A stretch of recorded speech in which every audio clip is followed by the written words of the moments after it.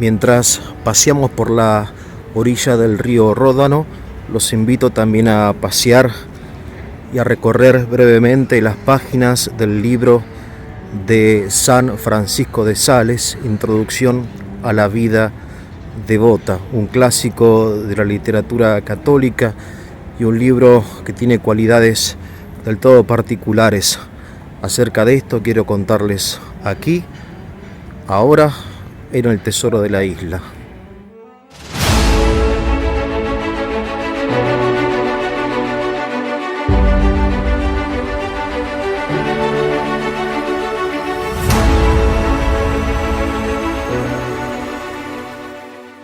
Y bien, introducción a la vida devota, precisamente habla de lo que se llama el amor a Dios, la devoción. Para la gente de la época de Francisco de Sales, la devoción era algo reservado para los monjes, las monjas, los curas, los obispos, los santos, pero no para los laicos. San Francisco de Sales entonces, en primer lugar, se propone destruir este estereotipo tan dañino, diciendo que la devoción es algo universal, que todo el mundo está invitado a un intenso amor a Dios. Y lo hace según su costumbre usando la siguiente imagen, la siguiente figura, ¿no? Él dice que las avestruces, las gallinas y las águilas tienen alas, porque todas son aves. Sin embargo, las avestruces no vuelan porque tienen las alas atrofiadas por su falta de uso. Las gallinas vuelan, pero poco y bajo.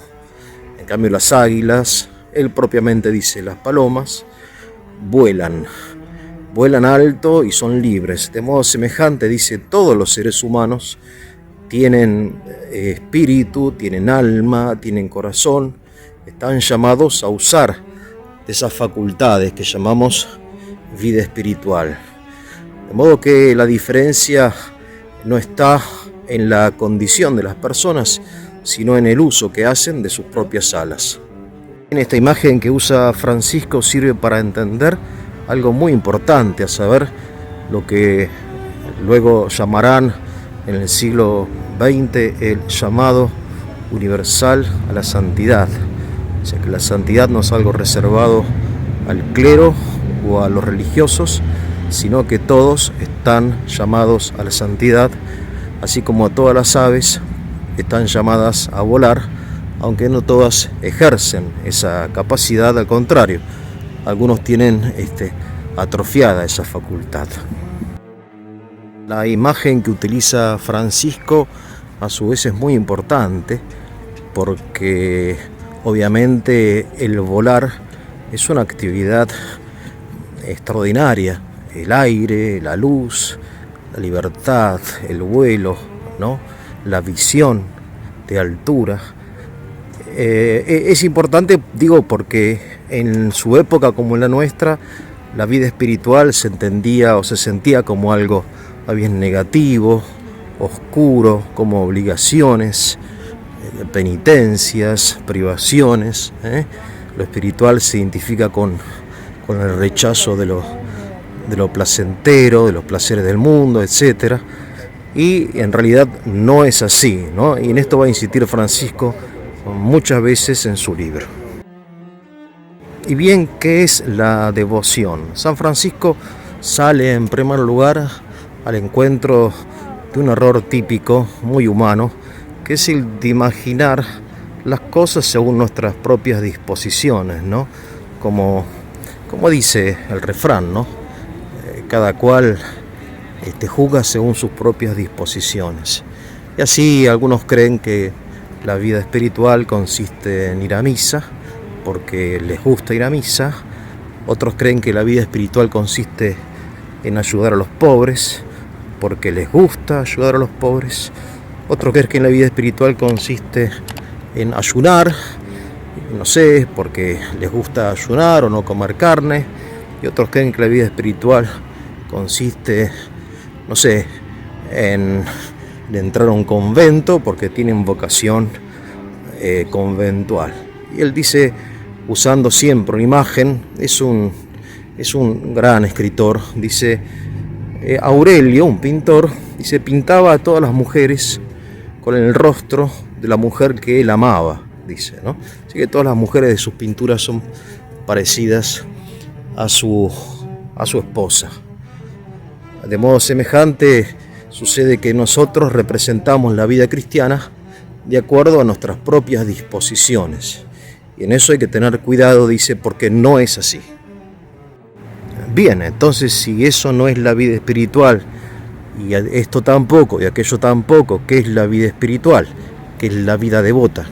Y aquí viene la gran idea de San Francisco, que había sido olvidada en aquella época, a saber que la vida espiritual no es nada en concreto, que la vida espiritual o la devoción es la vida que cada uno lleva, pero que resplandece, se embelleza a causa de la devoción.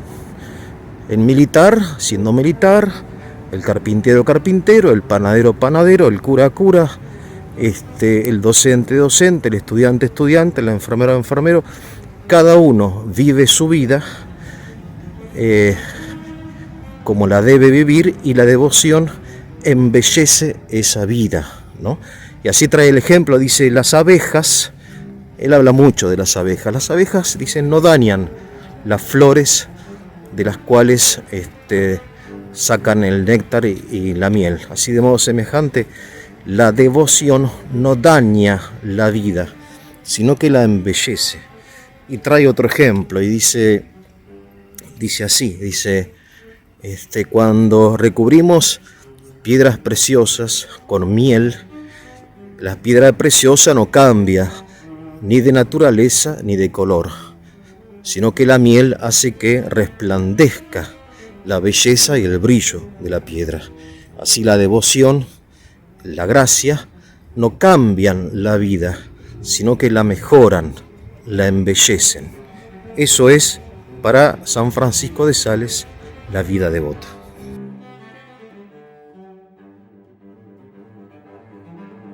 Y bien habiendo definido más o menos lo que es, lo que no es y lo que es la vida devota, Francisco empieza a desarrollar el tema en varias partes, varios capítulos, ¿no? Y siempre usando imágenes de la naturaleza, haciendo de Francisco un escritor amable y aceptado por todas las clases, y muy comprensible para los sencillos como las personas ilustradas, ¿no? Bien, por ejemplo, él dice muy hermosamente que la aurora no aparece instantáneamente, sino que el sol tarda en salir. Desde el primer rayo de sol o primera luz de la aurora hasta la aparición del sol pasa mucho tiempo, ¿no? Y así dice él, la vida devota no es algo instantáneo, más allá de que uno quiera realmente ser santo. La santidad es un proceso largo. Y él dice también, y lo leo porque lo tengo escrito, dice, las enfermedades vienen al galope y se van al paso. Quiere decir que pasar de la vida de pecado a la vida de la gracia requiere esfuerzo y paciencia. Para Francisco lo importante es no perder el ánimo, no perder la paciencia, ¿no? Y en otro lugar dice acerca de los que caen en pecado y se desesperan y se entristecen, dice que no hay que desesperarse, porque mientras se combata, se vence. La victoria y el combate se identifican. Bien, después sigue él hablando de las virtudes, ¿no? Y dice, bueno, hay virtudes muy excelentes, como la oración, y hay virtudes frecuentes, como por ejemplo la cortesía.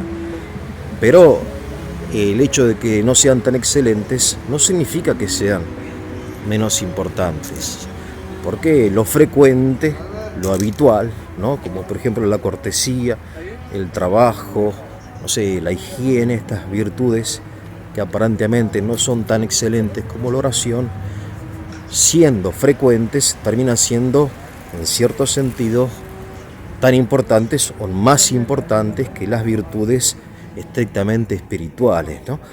En este sentido, Francisco siempre está como indicándonos que la santidad pasa por lo cotidiano, por la perfección en hacer bien lo que hacemos, ¿no? Lo que diría muchos siglos después José María Pemán acerca de que no hay santidad más eminente que hacer sencillamente lo que se tiene que hacer.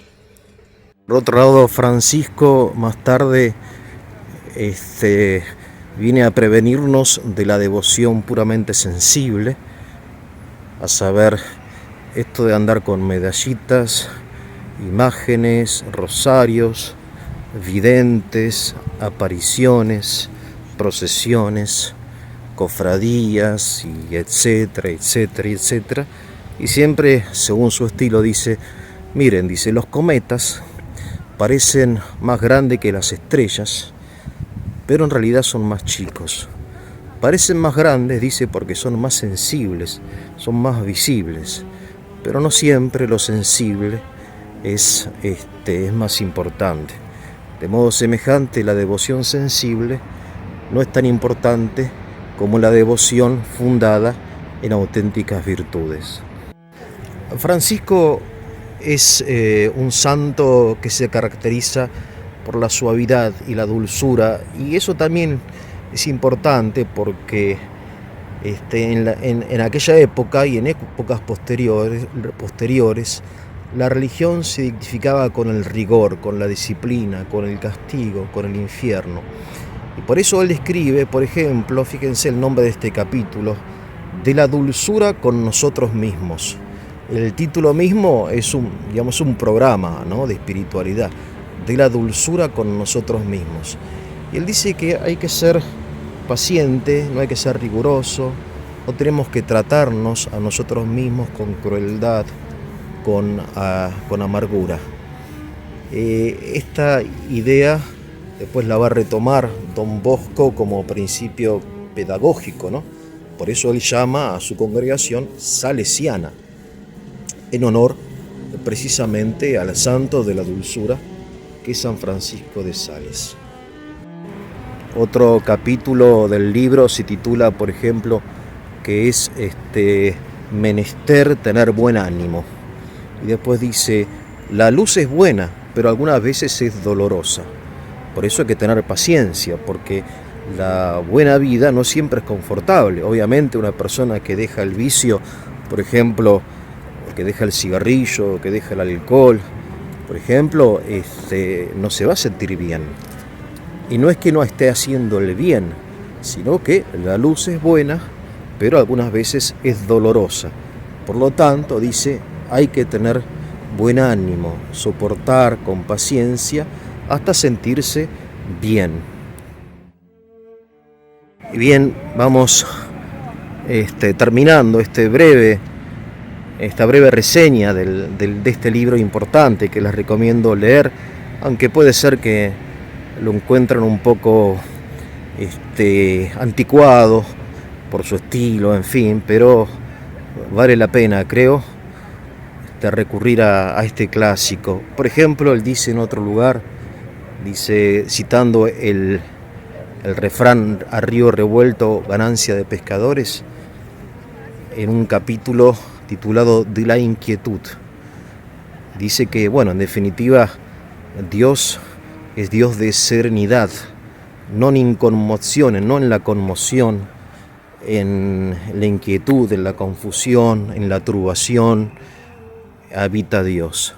Por eso, cuando el alma está inquieta, no hay que tomar ninguna decisión, y lo más importante es lograr la serenidad, ¿no? Y evitar, esto lo agrego yo, cualquier cosa tóxica, y también a las personas tóxicas. Bien, el libro de Francisco de Sales fue un auténtico bestseller en su época, y en épocas posteriores también, traducido a innumerables lenguas, y hace famoso a Francisco, que ya era famoso. A él le ofrecen ir a París, dejar Annecy, donde él era obispo, acá en en la campaña, en un lugar pobre, ¿no? Y él dice que no, que él prefiere quedarse con los pobres. Y así él en su mula recorre 600 parroquias del campo, pequeños pueblos, celebrando la misa, confesando. Y más allá del éxito, ¿no?, que tuviera, él cumplía con su obligación. Cuentan que una vez él llega a un pueblo y había una sola persona para ir a la misa. Y él no solamente que le celebra, sino que le predica como si se encontrara ante un gran auditorio, ¿no? Porque él creía, y así decía, que un alma es suficiente diócesis para un obispo. Francisco había sido nombrado obispo de Ginebra, pero en Ginebra no podía permanecer porque en aquella época Ginebra era un estado teocrático calvinista. Bonjour. Y entonces no existía el permiso para que un obispo católico habitara en Ginebra.